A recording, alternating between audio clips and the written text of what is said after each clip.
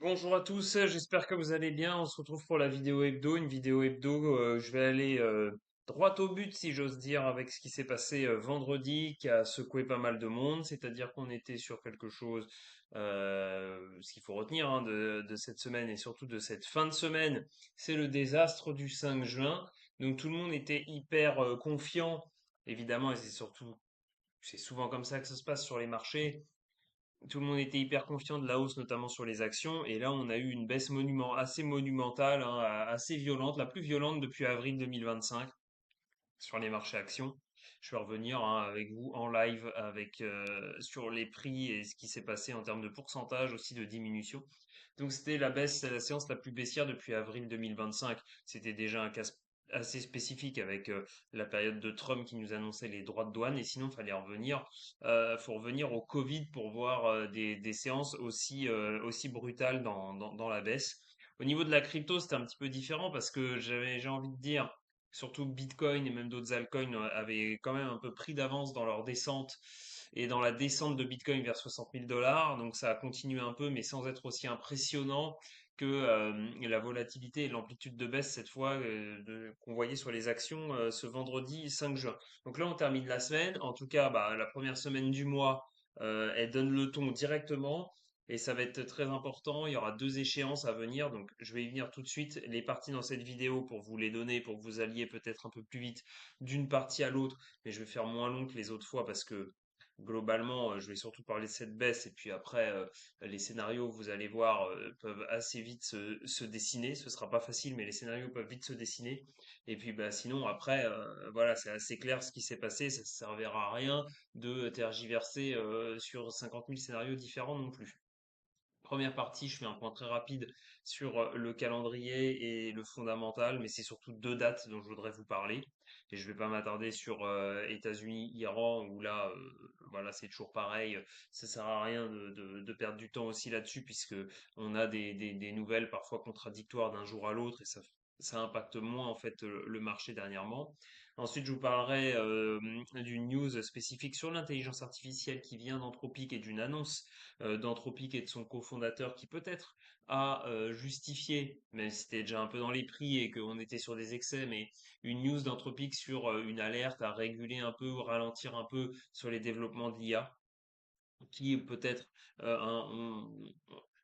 ont aidé un petit peu à provoquer cette correction assez forte de vendredi dernier. Et puis ensuite, la partie graphique, les indices américains, pour faire le point avec ce qui s'est passé sur le S&P 500, le Nasdaq, le Russell 2000, l'indice des small cap US, le point sur la crypto, sur Bitcoin avant que ça reprenne la semaine prochaine, le point sur les gros secteurs avec, on va le voir justement, notamment au secteur des semi-conducteurs et de la mémoire, on voit bien que c'est eux qui ont subi la vente. Ensuite, donc j'étais là 1, 2, 3, 4, 5, sixième partie sur les métaux précieux et matières premières, septième et avant-dernière partie sur les indicateurs en prenant un peu de recul qu'il faut regarder, le VIX, les taux, et puis dernière partie sur quelques actions individuelles et je vais vous montrer un peu que quasiment tout le monde a pris sa sanction vendredi et que pour tous ceux qui étaient investis, forcément là le portefeuille a forcément baissé à moins d'avoir prévu le coup, d'avoir tout vendu ou d'avoir pris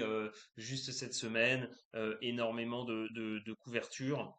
Que ce soit en option ou sur le VIX, sachant que ça faisait des semaines que ces couvertures n'apportaient rien et si vous en preniez, bah, vous perdiez petit à petit aussi de la performance. Donc tout ça a été assez brutal, assez compliqué au final. Donc on part tout de suite en fait. Donc je vous dis États-Unis, Iran, c'est toujours le même blabla, je vais pas m'y attarder. On n'a pas d'accord définitif, chacun campe sur ses positions. Vous avez Trump qui continue à faire des fois des déclarations en disant qu'un deal approche, et puis après vous avez les contreparties iraniennes qui disent que il y a tout un ensemble de choses qui doivent être remplies avant de parler de la réouverture totale du détroit d'Ormuz, etc. Par contre, donc on a aussi en bourse, on a cette dimension qui a peut-être apporté un peu de stress et de sell event par rapport à l'IPO, l'introduction en bourse de SpaceX. Ça aura lieu vendredi prochain, le 12 juin précisément, en cours de séance US. Donc on va rentrer dans la semaine de l'introduction en bourse de SpaceX et on verra vendredi ce qu'il en est, sachant que vous savez, hein, valorisation énorme, 1700, entre 1700 et 2000 milliards. de la souscription, peut-être une possibilité de rentrer au bout d'une dizaine ou une quinzaine de séances dans le Nasdaq 100. Mais la question c'est, est-ce que les gens vont pas trouver que même si c'est Elon Musk, tout ça est un peu trop valorisé? Bon, ou est-ce que la partie de la vente, des ventes qu'on a vues là vendredi sur les indices, c'était pour réallouer du capital sur SpaceX? On va justement regarder ça la semaine prochaine. Ce sera intéressant pour savoir si on se remet, enfin, on se place cette fois-ci vraiment en mode défensif, donc en mode risque off pendant un peu plus longtemps que les autres fois, ou si c'est un énième pullback brutal mais assez court de quelques séances à peine avant de continuer, hein. Je vous dirai en fin de vidéo un peu mon avis quand même. Je vais me mouiller en pensant, en vous disant lequel des deux scénarios est pour moi à ce stade encore le plus probable. Ok.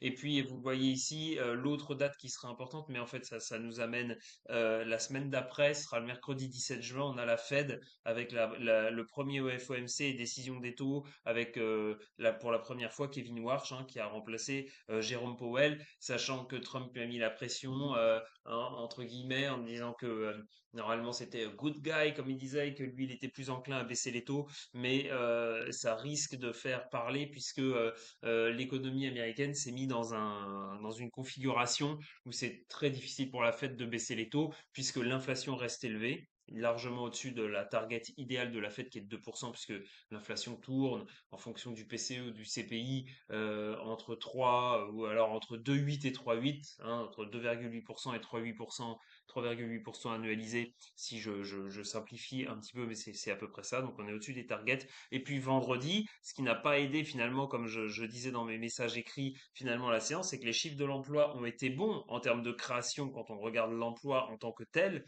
mais au niveau de la data, du coup, ça fait que si un marché de l'emploi est déjà bien chaud et n'est pas du tout en difficulté, il y a pas de raison pour la Fed de dire qu'il y a besoin de baisser les taux pour soutenir l'économie. Donc, on est vraiment face à une Fed qui peut, au niveau de la lecture de ces datas, se dire que l'économie est peut-être plus en risque de surchauffe et de problèmes inflationnistes que le contraire, crainte de récession, inflation très basse. Donc ça va plutôt en termes du statu quo pour laisser les taux à 3,5, 3,75%, voire même certains disent à prévoir ou à faire une hausse de taux. Mais alors là, Trump va directement manger son chapeau si c'est ça qui se passe. Enfin, il faudra être là le mercredi soir quand même pour savoir ce qui va se décider et comment Kevin Ward va parler pour son premier FOMC.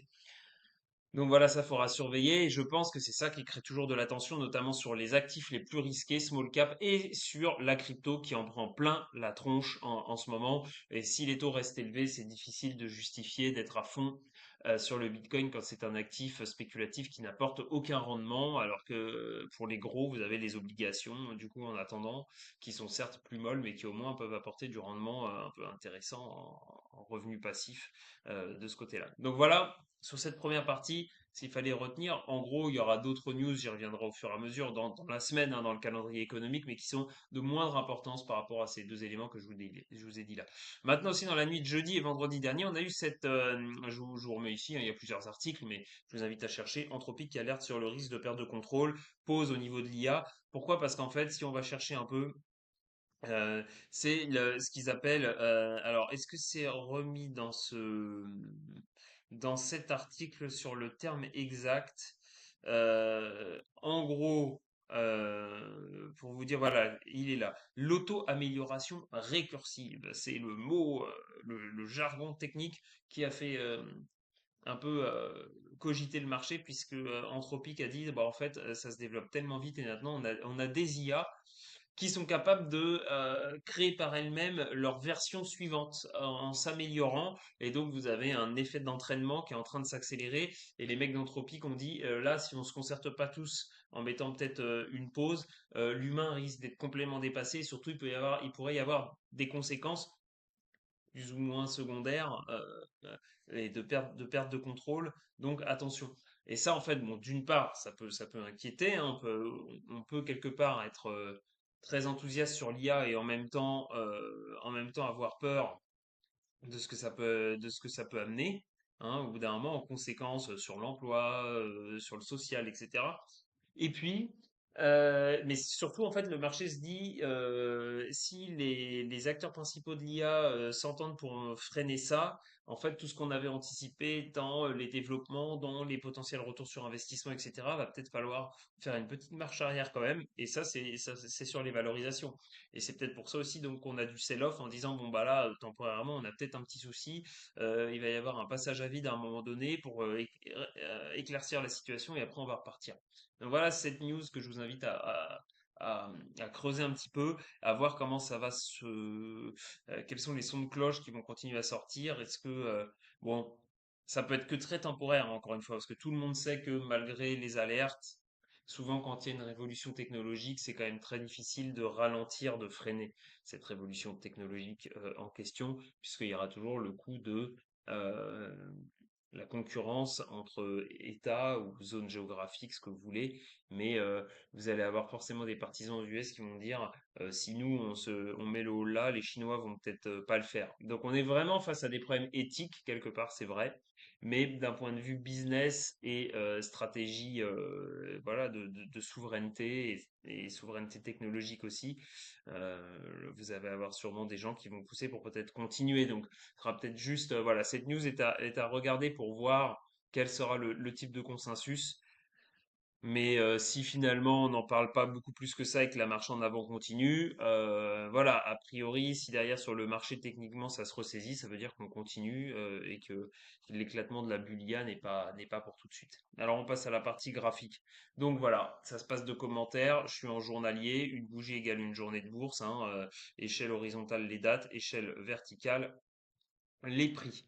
Donc, S&P 500 qui clôture à 7368 points avec une énorme bougie baissière qui casse en un seul coup finalement l'uptrend court terme qu'on avait avec jusque-là le Nasdaq qui était comme je dis en daily, un EMA 12 rider puisque c'est ce que j'ai en jaune ici, une EMA 12, en violet c'est une 26 et c'est une plus long terme U200 ici en rouge un petit RSI et puis quelques Fibos de temps en temps que j'ai tracés. Donc je regarde en live avec vous, comme je vous disais, pour qu'on se rende compte. Donc grosso modo, vous regardez la baisse du S&P 500, quasiment 3% vendredi, c'est pas rien pour le S&P 500. Ok. Donc, mais on est parti tellement depuis le rebond hein, de fin mars. Comme je dis toujours, c'est le moment, on va dire, du cessez-le-feu US-Iran, même si ça traîne. Bon, vous pouvez voir que la hausse a été impressionnante et qu'on aurait encore beaucoup de chemin pour faire un higher low, hein, donc un plus bas, plus haut que le précédent, un higher low daily, voire weekly, hein. Donc, avec les retracements Fibo, eux, que j'ai déjà fait de toute cette montée, avec 38,2 de retracement, qui est encore 200 points plus bas, hein, c'est vers 7150. Voilà, c'est marqué 7143 sur les contrats futurs du S&P 500 qui ferait que ça pourrait être violent parce qu'on a beaucoup d'amplitude, mais ça ne remettrait pas en cause la nouvelle tendance plutôt haussière hein, donc qui a été faite euh, depuis les plus bas de fin mars, début avril. Et puis même on pourrait aller plus bas ici si on reteste les anciens plus hauts. Je vous l'avais déjà dit plus ou moins, mais là bon, euh, 50% de retracement autour des 7000 points sur le S&P 500. Ce qu'il en est, c'est que là, dans la séance de vendredi, on a défoncé les moyennes mobiles daily, c'était à court terme, et on revient sur cet ancien support de mi-mai, donc que vous voyez là, et on s'est posé dessus quasiment hein, à 7355 points, on va dire. Ok. Donc là, à mon avis, je vois mal comment on va pas aller tester à minima la liquidité en dessous en début de semaine. Et peut-être si le marché se reprend et qu'on est en fait finalement bullish malgré cela, prise de liquidité et derrière on pourrait repartir. Ça, c'est le scénario bullish le plus optimiste. Ensuite, ceci dit, il y a une autre possibilité quand on prend les choses une par une, c'est que maintenant quand même là, les Bears ont marqué un premier point et il pourrait y avoir une baisse en deux temps, c'est-à-dire que on va remonter cette semaine, on commence par remonter, mais ce qui est probable, c'est de faire cette fois un daily lower high, c'est-à-dire que là en fait, on va retracer un peu et puis derrière, on va refaire une vague de baisse qui va aller casser les supports, peut-être pour aller, ça on verra dans un deuxième temps. Est-ce que c'est là qu'on ira chercher le 38,2? Possible aussi. Donc voilà, c'est ça qu'il va falloir voir. Vous voyez au niveau des volumes, là je vous les ai affichés. Donc en plus il y a quand même eu du volume hein, historiquement comparé aux semaines précédentes. C'est quand même pas mal. C'est présent, c'est pas artificiel. Euh, et voilà. Et ce qui est sûr, c'est que là en une séance, on efface tout depuis la mi-mai, hein, même depuis 3 semaines. Donc c'est un peu violent. Et je vais vous montrer après sur le Nasdaq, c'est là encore plus violent vu qu'il y a une grosse part de tech qui est responsable de cette chute. Rapidement, si je vous mets en hebdomadaire, vous voyez hein, quand même que malgré cela, c'est très violent parce que c'est très soudain, il y a de la volatilité sur les marchés. Les gens, les investisseurs retardataires ou les traders un peu en longue retardataire se sont fait vraiment découpé hein, sur cette séance de vendredi parce que les volatilités sont très fortes. Mais si vous voyez ici ce chart en hebdo, à ce stade, en hebdo, il n'y a pas de remise en cause de la tendance de fond. D'ailleurs, en hebdo, moi, à chaque fois, je regarde période par période. Voilà, mon EMA 12 en jaune, elle est là. Donc peut-être que cette correction, ce sera un retest de l'EMA 12 en hebdo avant de repartir par la suite. Donc quelque part, si vous voulez, ça pourrait être une continuation derrière de tendance. Et puis derrière, on a le narratif de l'IA qui continue. Donc voilà, un retest de EMA 12 weekly possible sur le S&P 500 ou un 38 de Fibo. À ce moment-là, on verra bien comment sont les flux, comment se sent le marché au niveau psychologie pour prendre des décisions de savoir si on rachète agressivement ou au contraire si on attend encore. Donc le Nasdaq, c'est la même chose avec plus de volatilité, si j'ose dire. Vous voyez que la bougie, quand même, là, elle est fatale, mais elle nous ramène aussi sur les plus bas entre le 15 et 20 mai. Là, forcément, il y a plus de volatilité sur le Nasdaq, contrat futur du Nasdaq. On a moins 5,20% hein, quand même sur une seule journée, c'est assez énorme sur le Nasdaq. Comme je vous dis, ça faisait très longtemps qu'il n'avait pas fait une séance aussi baissière. Donc maintenant, je vais pas me répéter parce que c'est à peu près la même chose que sur le S&P 500 avec plus de volatilité, il y a plus de tech dedans. Donc on a cassé les EMA 12 et 26 à court terme en daily. On a le 38.2 qui est à 27 642. Donc pareil, c'est encore 2000 points plus bas, pardon, que je m'enflamme pas non plus, un peu plus de 1000 points plus bas encore sur le Nasdaq. Et vous voyez que si on voulait tester les anciens plus hauts du Nasdaq, il y a encore quand même beaucoup de chemin. Si on faisait ça, ça pourrait encore faire mal, hein, parce que si on calcule grosso modo, aller sur les 50% Fibo du rebond depuis la post, le cessez-le-feu en Iran, c'est encore 7% de baisse sur le Nasdaq. Bon, vous me direz en une séance, on a fait 5 et quelques, hein, ok. Et puis si on revenait sur les plus hauts, c'est un petit peu plus bas, mais il faut perdre entre 8 et 9% encore sur le Nasdaq à partir des niveaux là. Donc on verra bien. Et puis bon, bah, il y a toujours ce niveau de 28 663 précisément, qui était le dernier swing low en daily sur le Nasdaq. Bon, quand vous voyez la tête du chart là, on sent quand même que on risque d'aller chercher quelque chose en dessous, hein, voilà, que ce soit tout de suite ou en 2 temps, comme je vous ai montré sur le S&P 500. Et vous voyez aussi que le volume est la journée avec le plus de volume depuis, à égalité avec novembre 2025 où il y avait quand même un peu une panique quand même. Et sinon, il faut remonter très loin, il faut remonter bah, en avril 2025, comme je vous le disais, au moment des droits de douane de Trump. Donc c'est pas anodin. Et donc, non, j'ai pas besoin de faire ça, je vais vous le retaper ici. On va regarder aussi sur les contrats futurs. On va regarder le Russell 2000. Oui, c'est ça que je... Donc pareil, hein, sacrée bougie baissière. Lui, il a résisté un peu mieux, mais il était moins monté aussi, hein, mais ça pèse quand même sacrément sur les small caps, avec le niveau intermédiaire, celui qui correspondait il y a un instant aux 28 663 sur le Nasdaq, c'est 2730 sur le Russell 2000.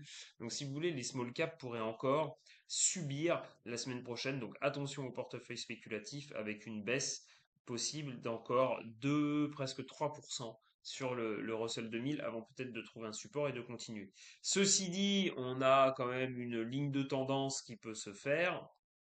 Donc on verra très vite en ce début de semaine si c'est ça euh, qu'il faut, qu'il faut jouer. Puisque si vous prenez le rebond depuis fin mars, ok, et qu'on prend avec le plus bas du mois de mai, bon, on l'a enfoncé un petit peu, mais on va pas chipoter avec le Russell 2000. Grosso modo, c'est possible qu'on ait retesté le point bas de cette tendance avant de repartir. Ok? Donc voilà sur les indices, ça a chauffé. La question, c'est, pour moi, ça me semble un peu tôt de se repositionner là tout de suite, parce qu'en plus on est à l'aveugle. On va voir cette semaine comment ça se passe en ce début de semaine.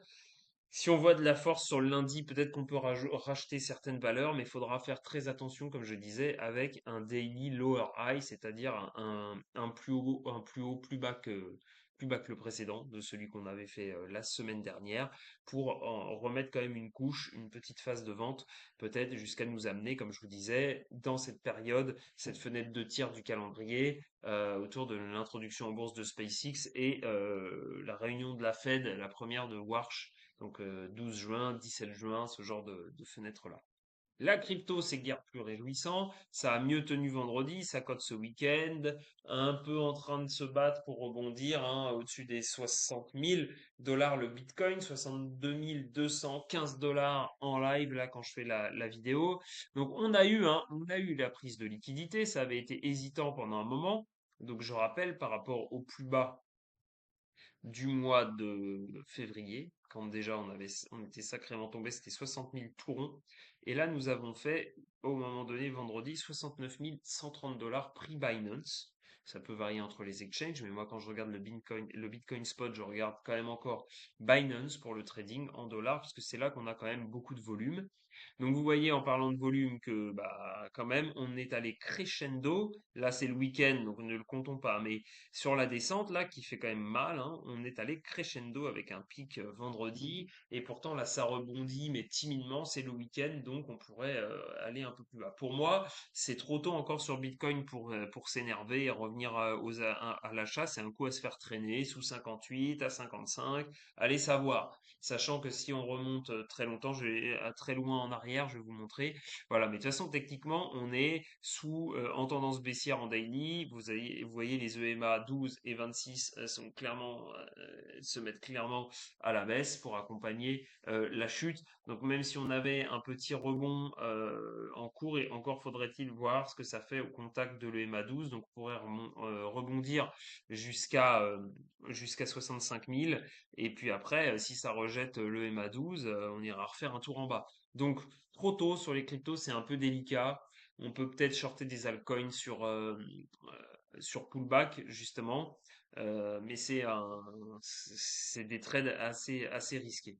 Ce que je voulais vous montrer donc en weekly pour dézoomer beaucoup, c'est que donc, si on peut se faire traîner plus bas, il y avait le fameux niveau de août 2024, grosso modo, lui pareil aussi légèrement sous 50 000, hein, à 48-49 000, où là c'est une prochaine zone de liquidité weekly. Est-ce qu'on va y aller à coup sûr? J'en sais rien du tout, je vous dis la vérité. Mais là on a pris la liquidité. De toute façon, si on veut que ce soit probant et que genre bull market is back déjà sur Bitcoin, il va falloir pas attendre trop longtemps avant quand même d'aller se resituer au-dessus des 65 000 et essayer de regagner cette ancienne zone là, hein, ici qui a travaillé, repasser au-dessus, hein, parce qu'on a du volume là-dessus. Si on prend le volume profile, là je vais pas le faire, mais voilà. Et donc ça implique de regagner les 70 aussi assez rapidement. Sinon danger d'aller plus bas aussi, hein, sur Bitcoin dans un premier temps. Je vais repasser donc en daily pour vous montrer que sur les altcoins, bah, c'est à peu près pareil. C'est même pire pour certaines puisque Ethereum était plus faible et il a confirmé donc ce break. Donc là, il y a une zone 1500, chiffre psychologique. On est dans la zone d'avril 2025. Possible, effectivement, pour Ethereum, ça peut être une zone de retournement, mais voilà, encore une fois, temporaire. Il faudra derrière, si on achète agressivement, savoir prendre des profits. Peut-être que le chart va après un moment donné construire, si vous voulez, et après, si on a des confirmations, on renforce parce qu'on a déjà sécurisé en partie une position. Ça pourrait faire quelque chose comme ça. Mais bon, en ce moment, avec la crypto qui sont pas dans la hype, les altcoins qui peinent à trouver des use cases, moi, je suis pas pressé d'acheter sur voilà, des valeurs comme Ethereum. Hype se défend un peu mieux, mais il a pris une sacrée couche, hein, lui aussi. Enfin, je vous ai pas fait la baisse sur Bitcoin depuis. Je voulais quand même vous montrer que c'était pas anodin. Je le refais ici. Depuis qu'on a accéléré, hein, même, on va dire, hein. Depuis la perte des 73, je vais pas être trop méchant de faire tout, Donc, sur la plage de prix, regardez, depuis l'accélération, quand même en ligne droite sur la prise de liquidité des 60 000, c'est quand même aussi pour Bitcoin, ça fait mal. C'est 20%. C'est 20% de baisse, ok? Donc, il va falloir rattraper tout ça, ce sera pas chose facile. Hype, je disais, lui, a commencé à accuser le coup aussi. Depuis les 75, à peu près 75 dollars, on baisse. Et là aussi, il y a de la volatilité. Donc, à un moment donné, entre vendredi et hier samedi, on était à 25% de baisse sur Hype, à la différence quand même vrai que lui, il peut encore batailler pour maintenir globalement une tendance daily haussière sur ses EMA 12 et 26. Et vous voyez que le volume a été un peu moins probant sur la baisse. D'accord, comparé à ce qu'on voit sur les indices, alors que le volume à l'achat était là, lui. Donc, ça ne peut être éventuellement qu'un pullback par rapport à la dernière poussée depuis la mi-mai qui avait transporté Hype grosso modo des 40 dollars jusqu'aux 75 dollars. Quoi qu'il en soit, Hype est une crypto, on va dire, parmi la mieux placée quand même pour essayer de trouver du contexte un peu haussier parce que sinon le reste, c'est pas très réjouissant. Donc voilà pour la crypto, pour moi, il vaut mieux être attentiste dans un premier temps et de voir si les acheteurs sont capables de ressortir du bois, de faire quelque chose, de refranchir des résistances. Et là, il sera toujours temps de se positionner, même en swing si vous voulez. À long terme, si vous vous tenez pendant un temps, que vous ayez acheté pas un peu plus haut que le point le plus bas, que vous êtes à 5 000, voire même encore 10 000 balles au-dessus. Franchement, si vous tenez après un bon swing, ça fait toujours un peu une différence, mais ça fera pas une différence fondamentale non plus. Il vaut mieux ça que de rentrer des fois à l'aveuglette. Et après, si vous gérez mal en plus, vous n'avez pas mis de stop et vous vous traînez une position dans le rouge, ça c'est pas bon du tout. Donc les secteurs, il y a beaucoup à dire aussi. Je commence avec SMH, le secteur des semi-conducteurs. Donc vous voyez, gros volume, c'était énorme depuis fin mars aussi, énorme hausse. On va la refaire à chaque fois. Je vous le mets sur la plage des prix. On avait gagné, je vais le faire dans l'à peu près là, depuis le 31 mars.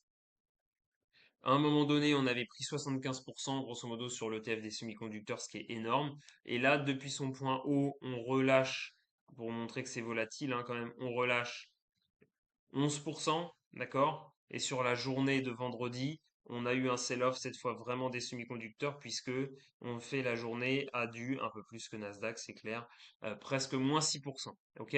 Maintenant, c'était tellement puissant que c'est toujours un IMR Rider en daily, le TF SMH. On revient sur le MA 26. On pourrait revenir quand même si on corrige encore un peu cette semaine. Moi, je surveillerai le niveau des 528 sur SMH. Et là, ça pourrait peut-être se dire, on pourrait racheter un peu ces valos-là, c'est-à-dire aller sur les vendeurs de puces, semi-conducteurs, intelligence artificielle. Ok? Maintenant, à côté, ce qui a entraîné beaucoup de sell-off, et je vais revenir à la fin dans les valeurs individuelles, c'est les valeurs de la mémoire on a vu énormément de frénésie là-dessus. Bon, bah là, le contre-coup, il est encore plus violent, il est encore plus volatile. Je vais ajuster les Fibos quand même ici, depuis le point bas. Depuis même l'origine en fait mais qui a été lancé à un très bon moment, un début avril. Donc depuis l'origine, on a quand même, où on est quasiment tout de suite monté sur cet ETF qui réunit des valeurs très sélectives, donc centrées sur la mémoire dédiée à l'intelligence artificielle, plus mémoire et compagnie. On a déjà en 2 séances retracé presque 38% de l'ensemble du move haussier. Donc c'est violent. Pareil, vous regardez cet ETF depuis son sommet, il corrige, bon, c'est à peu près pareil en fait que les semi-conducteurs, mais ça corrige une vingtaine de pourcents, ce qui n'est pas rien. On revient sur l'EMA 26 et sur une ancienne résistance ici, donc ce sera très important de voir si ça paraît ballot, mais sur la loi de Dow, c'est ce qui permet de se positionner. Est-ce que les anciennes résistances font support et tiennent en tant que support? Dans ce cas-là, on aura eu un coup de chaud, on aura secoué certains investisseurs, mais peut-être que derrière, en fait, on va tenir ce niveau, si vous voulez, et repartir. Et finalement, en loi de Dow daily, weekly, ça aura été juste un pullback, certes violent, mais juste un pullback. En revanche, si on commence à casser gaiement le MA 26, hein, ce qu'on surveillera sur cet ETF, et, et il me gêne ici, mais bon, le 38 de Fibo, qui est, on va arrondir à 54 dollars par rapport à la valeur de cet ETF, là, ce sera on partira au moins sur une phase de consolidation puisque ce sera la porte ouverte à retourner plutôt au bas du petit range ici de mi-mai, hein, d'accord? Donc retourner jusqu'à 50% de retracement Fibo. Et derrière, ce qu'on peut voir, ce qu'on risque de voir, ce qui est probable, c'est rebond, mais équilibrium puisqu'on fait un lower high. Et puis derrière, bah, on va tergiverser jusqu'à reprendre la prochaine grande décision, c'est-à-dire soit la frénésie de l'IA c'est déjà terminée, valeur des puces, au revoir, ou alors l'IA reprend de plus belle, valeur de l'ETF autour de la mémoire et des puces mémoire. Oui, bonjour, ça repart, ce sera fort et ça fera ça. Ok? Donc là, on va être dans un point de décision important quand même sur les champions de l'IA pour savoir si on passe risk-off ou risk-on. Pour l'instant, comme je vous dis, ça a été violent, mais il faut que les bears prouvent plus de choses pour se dire que si ça se trouve, on rentre dans une ère de bear market de horizon 6 mois, 1 an sur le marché tradi. Pour l'instant, même si vendredi, ça fait pas plaisir ce qui s'est passé avec la baisse des valorisations, on peut pas dire oui, ça y est, on est en bear market absolument. Donc voilà, surtout qu'il y a un peu de rotation, vous allez voir. Bon, tous les autres secteurs spéculatifs, hein, je passe plus vite. Les terres rares, ça s'est fait déboîter. Le TF des terres rares, on est passé sous le support intermédiaire des 90, 54, là, 90. Donc, en fait, officiellement, on passe dans une trend baissière daily. Donc, on pourrait très bien aller retourner sur les supports plutôt autour de 80 sur ces ETF REMX. Donc, c'est peut-être pas le moment de se précipiter d'acheter des valeurs de terres rares. Au niveau de l'uranium, pas de jaloux. Pareil, on casse. Et là, c'est un peu plus embêtant parce qu'on essayait quand même de faire une figure qui était en consolidation longue, en daily voire weekly. Et là, on est en train d'essayer d'attaquer un support et le perdre, ce support lui qui revient de fin mars, début avril, ce serait un peu embêtant. Ça voudrait dire que sur les valeurs de l'uranium, fournisseur d'électricité de cette manière, là, dans le nucléaire, il faudrait mettre le haul là. Voilà. Et donc, les logiciels IGV, en fait, la rotation a fait long feu. Donc, vous voyez, on casse le wedge par le haut, mais malheureusement, on a réintégré. Donc, je vais enlever la figure, mais c'est clair que c'est pas le meilleur.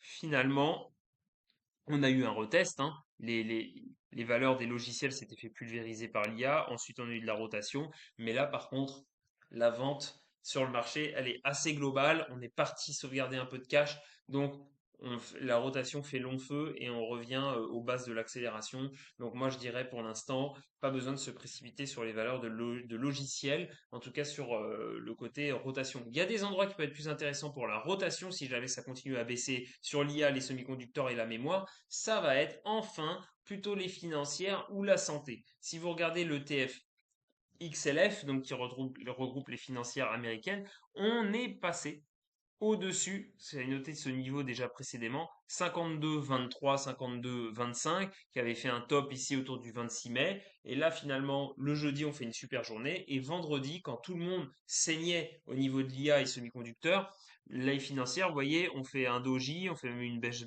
mèche basse, je vais y arriver, où c'est racheté. Donc, on a été beaucoup plus solide sur les financières et ça commence de nouveau à refaire une figure de consolidation pour un retournement avec le push initial, une longue phase de consolidation, c'est vrai qui est embêtante, avec même une chasse au stop là. Mais là, maintenant, on pourrait repartir et après, ce serait direction les ATH. Voilà si ça commence à se compliquer sur les valeurs de la tech et aussi la crypto, etc. Vous avez ce genre d'ETF où vous diversifiez votre portefeuille et vous mettez quelque chose de plus défensif dessus. Et même après, en day trading, eh ben, vous pouvez aller plus tôt si vous voyez que c'est compliqué sur le marché du coup comparé à avant, vous allez plutôt trader par exemple en longue des valeurs défensives sur les financières. Et c'est pareil pour la santé XLV, j'en aurais fini avec les secteurs. Voilà, c'est encore plus convaincant, lui, il casse ce niveau dont j'avais parlé, au niveau des 150 sur XLV, le TF de la santé américaine. Et c'est à peu près pareil hein, que, vous voyez, que ceci dit XLF, mais encore plus convaincant sur le bounce. On est déjà en avance. On fait une super journée jeudi et vendredi, malgré le drame, on baisse un petit peu, mais c'est très contenu et on s'est ouvert les portes pour faire au mieux un retour sur ces niveaux-là des 160 et sinon un équilibrium qui va d'habitude davantage temporiser, c'est-à-dire un retour peut-être sur l'ancienne résistance, et puis on hésite, on part, on hésite, et après seulement on continue. C'est possible aussi. Donc voilà sur les secteurs. Euh, rotation, donc, si ça se poursuit la semaine prochaine, j'essaye de conclure à chaque fois sur chaque partie pour qu'il y ait une cohérence aussi bien structurée pour vous. Euh, Si la semaine prochaine, on ouvre et qu'on baisse direct sur le Nasdaq, sur les valeurs de la mémoire, les Nvidia et compagnie, les puces et tous les noms qui étaient vachement à la mode, eh bien, on va pas se mettre en mode risk-on, hein, au contraire. Et en plus, on essaiera peut-être pour du trade d'aller sur ces autres secteurs qui avaient été un peu plus boudés jusqu'à maintenant et qui vont peut-être prendre le relais. Ok? Ça, ce sera important. Par contre, si on voit que la semaine prochaine, c'est encore un sell-off sur la mémoire, l'IA, mais que là aussi ça suit pas et que c'est un sell-off généralisé, là, il faudra vraiment faire attention, se mettre totalement en risk-off parce qu'on pourrait avoir une fuite de capitaux des marchés, on se réfugie en cash parce que on sent qu'il y a quelque chose d'un peu sale ou alors on est trop monté avant, on attend d'autres choses pour repartir. Dans ce cas-là, il faut faire attention et quand même réfléchir, pas faire que du buy the dip automatisé dès qu'on voit du -2, -3 sur une valeur, parce que vous pouvez vous faire traîner dans la boue, hein, en faisant ça. Donc les métaux précieux et l'or n'en profitent pas. Donc c'est une baisse aussi vendredi sur l'once d'or, contrat futur, 4353 dollars. Ceci dit, vous voyez, j'avais dessiné ce wedge descendant ici qui pourrait finir par breaker haussier, mais bon, là du coup on attaque la borne basse. Si on temporise un peu cette semaine au global, eh ben, le gold aussi lui pourrait temporiser et donc finalement se maintenir dans ce wedge, quitte à rebaisser encore un peu plus bas, sachant qu'il y a toujours, moi sur l'or, ce qui me plaît pas, c'est qu'il y a peut-être cette possibilité d'aller chasser euh, les plus bas lors des annonces, hein, quand on était encore très confiant, on utilisait ces news-là pour pumper le marché et les actifs à risque sur l'Iran. Donc ce qui date du 23 mars, cette mèche autour des 4100 et quelques, 4110, pourrait être revisitée, hein. L'or pourrait faire temporairement un plus bas avant, plus tard de repartir, parce que bah, il avait fait un super run, ne l'oubliez pas. Et sur l'argent, c'est pareil, mais on est encore plus volatile. Donc on est bien repassé maintenant, là, on confirme qu'on est sous les moyennes mobiles exponentielles 12 et 26. On attaque une long terme, à voir, parce que là aussi, effectivement, le 23 mars, on avait rebondi dessus sur cette mèche. Donc le début de semaine, c'est pour ça que je dis il va être intéressant. C'est-à-dire que est-ce que les bulls dire c'était juste un coup de chaud temporaire et puis sur les actions ça repart et l'or aussi maintient sa moyenne mobile 200 et tend à rebondir, ok? Comme là, finalement, ça a fait une trend dynamique. Par contre, si on enfonce direct dans la semaine, on va faire attention et ça sent à minima la prise de liquidité là-dessous, hein, sur le gold, donc sous les 62, quoi, hein, grosso modo sous les 61. Je vais prendre, allez, pour être précis, les lignes horizontales. Ça sent la prise de liquidité, oui, j'ai bien fait de vérifier, même sous les 61, 21, et après on verra. Ce serait pas déconnant, hein, que l'argent revienne sur ces niveaux-là et même aille visiter à un moment donné les 55-60 avant vraiment de rebondir. Donc prudence là aussi. Et le cuivre, de toute façon, tout le monde a pris son tarif, personne n'y a échappé, mais le cuivre était moins aussi en début d'année. Et vous voyez que lui, il a et une trend dynamique, peut-être le MA26 qui le soutient encore, et une trend de chartiste qui passe par les niveaux du 23 mars 2026, du 5 mai 2026. On est dessus. Pareil, ce sera important de savoir. Si on rebondit, très vite on va là-dessus, sur le S&P, sur ce que je vous ai montré sur l'or, sur là ce que je vous montre sur le cuivre. Si on rebondit très vite et que les acheteurs disent on a eu un petit coup de mou, on est tout de suite présent, alors on pourra se repositionner sur des dossiers assez sereinement. En revanche, si sur les indices c'est pas super et que sur le cuivre on voit qu'on commence à enfoncer cette ligne de tendance, bah croyez-moi qu'il faudra plutôt faire attention et pas se précipiter à l'achat. On attendra qu'il y ait une plus grosse digestion. Et le pétrole a donné un peu moins d'infos, si ce n'est que, bah voilà, on continue de sorte d'équilibrium. Finalement, le rebond temporaire, là, ici, on n'a pas atteint les 100 dollars, il a servi à combler un petit gap. Et donc, en fait, depuis, et même on pourrait dire, même si les rebonds étaient très impressionnants, mais en fait, depuis le 7 avril, sur le pétrole, on fait des plus hauts de plus en plus bas quand on rebondit.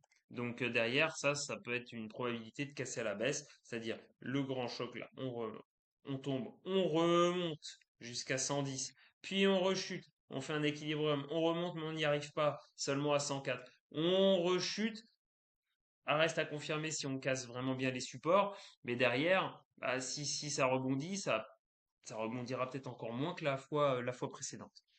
Donc voilà sur le pétrole qui nous donnera l'issue sur le conflit. Et bon, ça peut peut-être quand même aider les small caps si les prix de l'énergie diminuent. Donc toute, euh, toute cassure assez franche du pétrole sous le swing low du 29 mai à 86,35, ça peut être un signal positif pour aller se positionner sur des small caps. Ok, donc le pétrole à surveiller.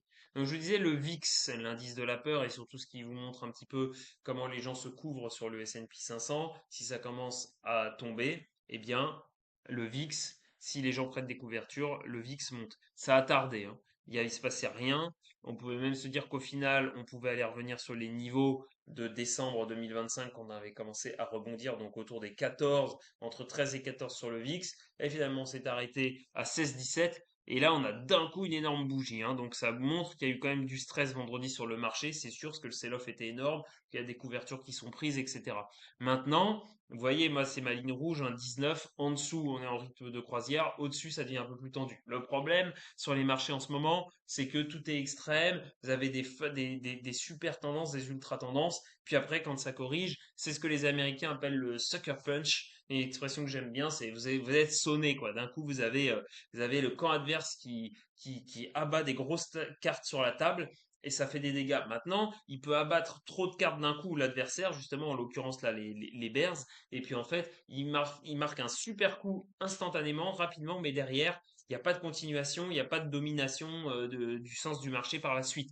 Donc on verra. Le VIX peut très bien aller combler un peu le gap, d'aller jusqu'à 24-25, et puis après, il peut retomber et on peut avoir de nouvelles phases de hausse sur le marché. C'est-à-dire, grosso modo, on monte assez vite par là, et puis après, finalement, on redescend assez rapidement aussi pour repasser sous les 19, etc. On aurait pu donc aller sur les 13-14, peut-être qu'on le fera après coup si le marché se ressaisit et que ça remarche bien pour l'IA. Et évidemment, ça s'est tendu au niveau des taux. Si vous prenez le 2 ans, je disais déjà, il y avait le seuil d'alerte la dernière fois le 27 mai sur le plus haut qui était à 4,20, quoi, on va dire 4,18. On était retombé. Là, on est en train de réattaquer la zone. Donc attention, si on break les 4,20 sur le 2 ans américain, là je suis sur le 2 ans, hein, US 02Y pour les obligations d'État américaines à 2 ans, donc échéance 2 ans. Vous voyez que on peut break, hein, on peut break sur les taux, ça ferait mal, et aller autour des 4,40%, qui étaient les niveaux élevés de début de 2025. Donc, à voir si ce retournement se confirme ou si les bulls là-dessus, on a des taux qui sont contenus et qui commencent à se retourner. Dans ce cas-là, ce sera meilleur pour le marché et les small caps. Et sur le 10 ans, c'est la même chanson. C'est-à-dire qu'on avait un petit peu, je vous avais dit, surveiller 4,60, 4,70. Faut pas, parce que sinon on pourrait remonter très haut sur les anciens records du 10 ans à 5 et quelques. Et ça, c'est le marché des taux de référence. Donc il aime pas ça le 10 ans quand il monte trop haut. Donc voilà, là on a reflué, mais on pourrait très bien tout simplement faire un higher low. Et ça va être intéressant de voir cette semaine si le VIX se rapproche plutôt des 4,70 ou s'il a tendance à redescendre. euh, Qu'est-ce que je disais, le VIX, le 10 ans américain, s'il va vers 4,70 ou s'il a tendance en fait à revenir vers les 4,40 et à vouloir rebaisser. Ok? Donc voilà pour les deux baromètres qui peuvent nous dire plutôt risk on, le VIX plutôt risk-on ou risk-off, le VIX et les taux 10 ans. Et donc pour finir avec le florilège de valeurs individuelles, on va commencer par, je vous ai montré, hein, l'ETF DRAM pour la mémoire.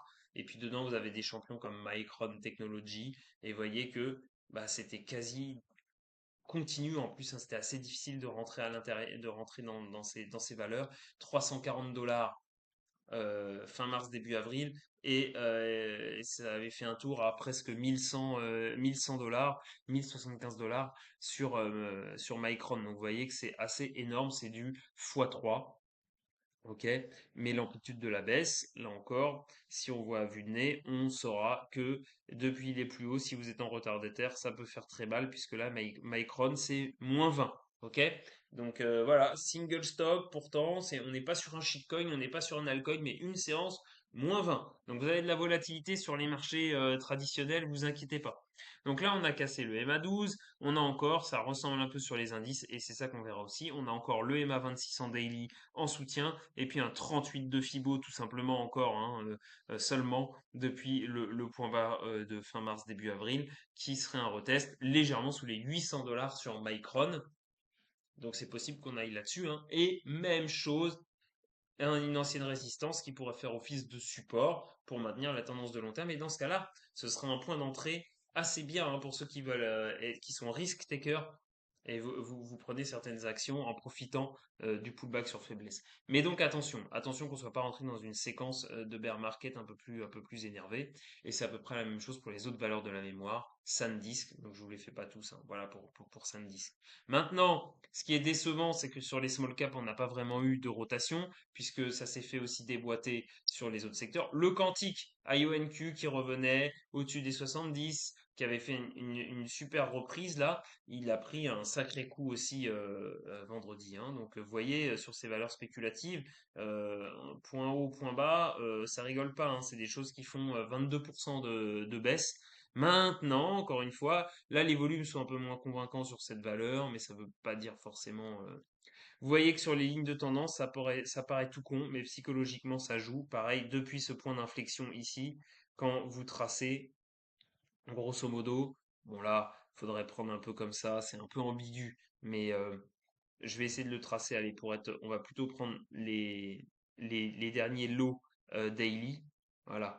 Je dirais ici, attention, sur des valeurs du quantique, on pourrait revenir au contact de la traîne, donc baisser encore un petit peu par exemple dès lundi, et là il faudra surveiller. Si on veut maintenir une tendance daily haussière de plus longue durée sur les small caps, et donc ça nous donne le signal que le marché est plutôt risk-on dans l'ensemble, il faut pas perdre ce genre de ligne de tendance en daily sur des actifs spéculatifs comme le quantique, sinon ça veut dire que les gens se vendent quand même leur position globalement, se réfugient sur le cash en attendant. Donc à voir. Et tout péter quand même cette structure, notamment recasser après le lot ici du 19 mai et encore pire, celui du 29 avril, ce serait vraiment très moche à court terme sur ces small caps. Donc l'uranium, je vous en ai parlé, hein, et vous avez des valeurs comme Oklo. Voilà, malheureusement, ça échoue. Là, il y avait du potentiel parce que on repart d'une tendance qui pourrait se retourner beaucoup plus, hein, et on revient de beaucoup plus loin. Mais là, force est de constater qu'on a complètement annulé la possibilité de bull flag ici depuis début avril, depuis le 7 avril. Et donc, ça va être très dur pour Oklo de rebondir. Et c'est le cas pour un certain nombre de valeurs du nucléaire. Sur les énergéticiens aussi, comme Constellation Énergie, bah c'est pareil, quoi. On essayait de former une figure et on va tester les plus bas de la figure. Donc, tout ça, ce sera intéressant. Même les énergéticiens et tout, ça pourrait faire sortir des capitaux du marché parce que s'il y a une vente temporaire, on voit par exemple CEG, si ça perd le niveau des 245, grosso modo, alors que là, on est à 254 déjà. Ça peut pas être, c'est pas super forcément réjouissant. Je vous parlais du secteur des terres rares. Vous voyez, MP Materials, c'est pareil, c'est très hésitant, très volatile, très difficile. Encore une fois, une fausse sortie. On n'arrive pas vraiment à briquer, à s'affranchir des 70, 75, 75 dollars. Donc là, à voir si ça réagit assez vite. Il faut absolument préserver le lot des 53 dollars. Ok. Ensuite, les brokers et Circle, bah malheureusement, c'est pas bon non plus parce que ça subit le manque de hype de la crypto. Là, il va falloir que Circle se ressaisisse très vite parce que avoir perdu le niveau intermédiaire daily voire weekly des 85 dollars et clôturer en dessous et clôturer à 80. Regardez même sur le chart, de toute façon, ça s'annonce pas super avec possiblement un retest du gap ici sur Circle. Donc attention sur ce genre de valeur aussi. Les semi-conducteurs comme Intel corrigent aussi, vous voyez, donc là voilà, on tend à essayer de faire un mouvement correctif en 3. Donc ça pourrait peut-être intéressant de se repositionner aussi sur des niveaux de gap là-dessus. Puis voilà, je vais pas tous vous les faire, mais voilà, la photonique, c'est très très volatile, des fortes journées de hausse, des fortes journées de baisse, mais là on voit qu'on tend à échouer à continuer vraiment la trend daily par rapport au sommet du 13 mai 2026, de ce 13 mai à un peu au-dessus de 230 dollars sur Applied Electronics à AOI pour les valeurs de photonique optique. Voilà. Et tout a baissé globalement, hein. De toute façon, même vous allez sur la robotique qui était un peu en retard, c'est des journées rouges. Vous allez sur le spatial, malgré SpaceX, ASTS qui a un autre, ça s'est fait découper. Regardez l'accélération qu'on avait depuis début mai. Bon bah voilà, hein, on a pris de la liquidité, on est en bas. Donc soit on va très vite réagir maintenant parce qu'on est sur des niveaux Fibo. Encore une fois, je me répète, ce genre de valeur à surveiller dès lundi pour connaître le ton global, soit on va complètement retomber pour aller retester les supports. Et là, ce sera un peu plus dur sur le marché pour réagir.